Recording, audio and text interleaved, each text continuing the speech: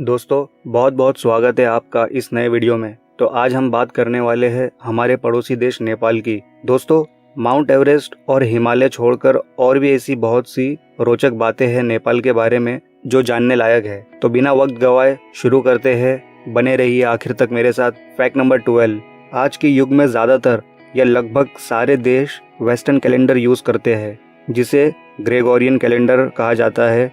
वही अगर बात करें नेपाल की तो नेपालीज नेपाली कैलेंडर यूज़ करते हैं जिसे विक्रम संवत कहते हैं। ये कैलेंडर ग्रेगोरियन कैलेंडर से लगभग 67 साल 8.5 महीने आगे चल रहा है और इनका न्यू ईयर अप्रैल में होता है। अभी ग्रेगोरियन कैलेंडर 2019 चल रहा है तो विक्रम संवत कैलेंडर में 2076 चल रहा है। फैक्ट नंबर 11, पोर्चुगल का जो नक्शा है ये हूबहू नेपाल के नक्शे जैसा है। जैसा कि आप देख सकते हैं स्क्रीन पर, अगर पोर्चुगल मैप को 90 डिग्री पर टिल्ट कर दे तो ये मैप नेपाल जैसा ही दिखेगा। लेकिन नेपाल देश का जो एरिया है वो पोर्चुगल से बड़ा है। नेपाल का लैंड एरिया है 1,47,181 स्क्वायर किलोमीटर और पोर्चुगल का एरिया है 92,212 स्क्वायर किलोमीटर।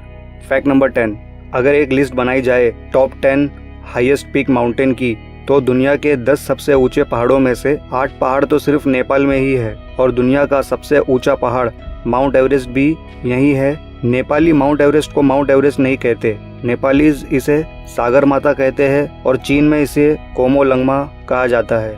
फैक्ट नंबर 9, जैसा कि हम बात कर रहे थे दुनिया के सबसे ऊंचे पहाड़ नेपाल में हैं, तो नेपाल सिर्फ ऊंचाई के लिए ही नहीं गहराई के लिए भी मशहूर है। दुनिया की दूसरी सबसे गहरी घाटी नेपाल में है जिसका नाम है काली गंडकी घाटी। इस घाटी की गहराई है 4,375 मीटर।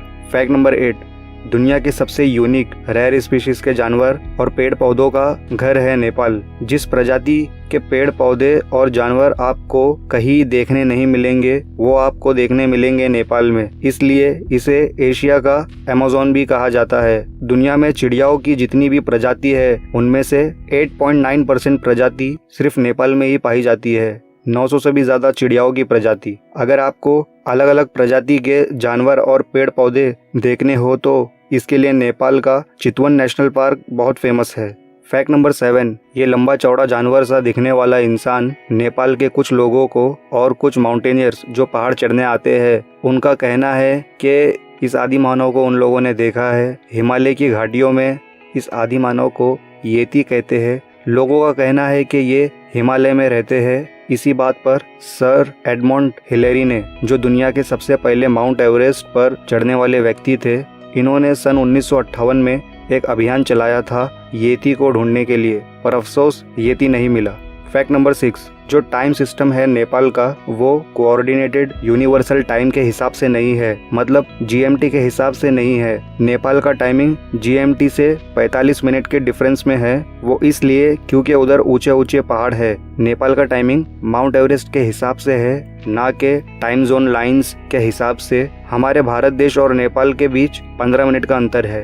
फैक्ट नंबर 5, नेपाल देश का कोई इंडिपेंडेंस डे नहीं है। जी हाँ दोस्तों, नेपाल का कोई स्वतंत्र दिवस नहीं है। वो इसलिए नेपाल पर कोई भी सुपर पावर देश राज नहीं कर पाया। इस देश का ज्योग्राफिकल एरिया कुछ ऐसा है कि इस पर हमला करना बहुत मुश्किल है या लगभग नामुमकिन है। नेपाल ऊंचे ऊंचे पहाड़ों से घिरा हुआ है। फैक्ट नंबर 4, नेपाल का जो नेशनल फ्लैग है राष्ट्रीय ध्वज, ये झंडा दुनिया के सारे झंडों से बिल्कुल अलग है। जहां हर देश के झंडे आपको रेक्टेंगल शेप में मिलेंगे, वही नेपाल का जो फ्लैग है इसमें 2 ट्रायंगल है, मरून कलर के और ब्लू बॉर्डर है और ऊपर के ट्रायंगल में चांद है और नीचे के ट्रायंगल में सूरज है। फैक्ट नंबर 3, नेपाल के रहने वाले कामी रीता एक नेपाली शेरपा गाइड है। इनके नाम एक रिकॉर्ड है जिसे तोड़ पाना बहुत मुश्किल है। कामी रीता के नाम सबसे ज्यादा बार माउंट एवरेस्ट चढ़ने का रिकॉर्ड है। कामी रीता अपने 49 साल की उम्र में 24 बार माउंट एवरेस्ट चढ़ चुके हैं। मई 2019 में कामी रीता ने अपनी 24वीं माउंट एवरेस्ट की चढ़ाई चढ़ी। फैक्ट नंबर 2, नेपाल में कम उम्र की लड़कियों की पूजा की जाती है। ये ट्रेडिशन कुछ ऐसा है, लड़की को अपना घर परिवार छोड़कर मंदिर में रहना होता है जहां इनकी पूजा की जाती है। इन लड़कियों को कुमारी कहा जाता है। फिर कुछ सालों बाद ये लड़कियां बालिग हो जाती है तो इन्हें दूसरी लड़कियों से रिप्लेस कर दिया जाता है और ये प्रथा इसी तरह चलती रहती है। फैक्ट नंबर 1, नेपाल के गोरखाज दुनिया के सबसे निडर और बहादुर सैनिक होते हैं। 1814 से 1816 के गोरखाओं को बहादुरी से लड़ता देखकर अंग्रेज बहुत प्रभावित हुए और नेपाल के प्राइम मिनिस्टर श्री 3 महाराजा जंग बहादुर से गुजारिश की कि वो गोरखाओं को ब्रिटिश ईस्ट इंडिया कंपनी की आर्मी में लेना चाहते हैं। प्राइम मिनिस्टर ने इस बात की परमिशन दे दी थी। 1947 में गोरखा आर्मी को ब्रिटिश ईस्ट इंडिया आर्मी से ब्रिटिश आर्मी में ट्रांसफर कर दिया गया यूके में। 2009 में बहुत लंबे पब्लिक कैंपिंग के बाद रिटायर्ड गोरखाओं को यूके में रहने का हक मिल ही गया। तो दोस्तों, उम्मीद करता हूँ आप लोगों को ये वीडियो ज़रूर पसंद आई होगी, और पसंद आई हो तो और आपको कौन सा फैक्ट ज़्यादा पसंद आया हमें नीचे कमेंट करके ज़रूर बताएं। लाइक और शेयर ज़रूर करना। एक और बात, जो सब्सक्राइब का बटन है उसे दबा दो और बेल आइकन का बटन भी प्रेस कर दो आगे आगे जो न्यू वीडियोज़ आएगी उनकी नोटिफिकेशंस के लिए। तो मिलते हैं अगली वीडियो में, तब तक के लिए ध्यान रखिए अपना।